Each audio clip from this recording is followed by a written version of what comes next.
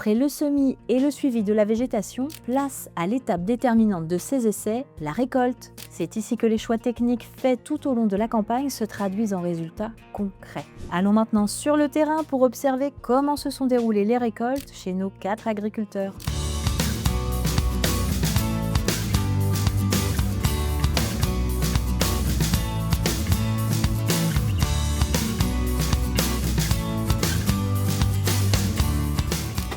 Chez François, dans le Gers, la récolte du tournesol en culture intermédiaire a été réalisée le 30 octobre, soit quelques jours après notre passage sur le terrain. Lors de la venue de notre cadreur, François avait tenté un échantillon encore beaucoup trop humide. Comme pour tous les autres producteurs, cette récolte relativement tardive a bousculé les habitudes. Mais avec un peu de patience, l'humidité à la récolte était finalement comprise entre 13 et 14%. Le rendement observé est de 9 quintaux hectares.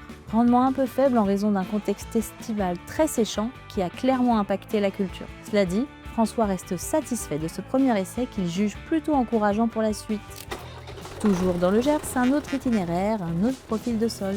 Chez Jean-Marc, la récolte est intervenue le 14 octobre sur un sol argileux profond sous un très beau soleil. Des conditions idéales, y compris pour la portance des sols. Le rendement atteint 12 quintaux hectares dans un contexte marqué par une forte variabilité climatique en cours de cycle. L'humidité à la récolte était dans les normes. Les graines étaient bien remplies, ayant profité des dernières pluies. Ces résultats reflètent un compromis entre les conditions de semis contraignantes et une gestion de l'irrigation tout au long du cycle, des résultats jugés satisfaisants au regard de l'année.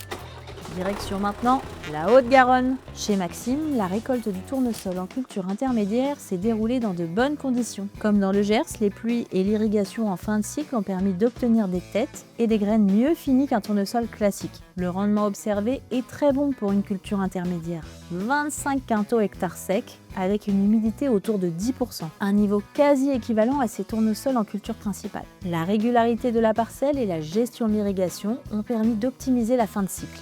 Ces résultats illustrent le potentiel du tournesol en culture intermédiaire lorsque les conditions de sol et d'eau sont favorables. Dernière étape de ce Tour de France des récoltes, la Vendée. En Vendée, Patrice a été très patient. La récolte a eu lieu le 13 novembre avec une humidité comprise entre 15,4 et 18,7%, ce qui a nécessité du séchage. Si la première partie de la campagne a été très sèche, l'automne plus pluvieux n'a pas facilité le mûrissement de la culture. Pour autant, les têtes de tournesol étaient bien pleines. La récolte atteint 18,9 quintaux hectares secs dans un contexte climatique plus océanique, un rendement tout à fait honorable et encourageant. La régularité de la culture et la maîtrise de l'itinéraire technique ont permis une récolte homogène. Ces résultats confirment l'intérêt du tournesol en culture intermédiaire dans des conditions pédoclimatiques favorables. Ces récoltes montrent que le tournesol en culture intermédiaire peut aboutir à des résultats concrets malgré des contextes très contrastés. Rendement, humidité, conditions de chantier, chaque situation apporte des enseignements utiles pour la suite. Concernant la physiologie de la culture et le calendrier agricole, certains repères sont un peu perturbés avec notamment un remplissage des grains plus marqué que pour un tournesol en culture principale, ce qui est plutôt un atout. En revanche, la maturité et donc la récolte relativement tardive sont des éléments à prendre en compte. Dans le prochain épisode,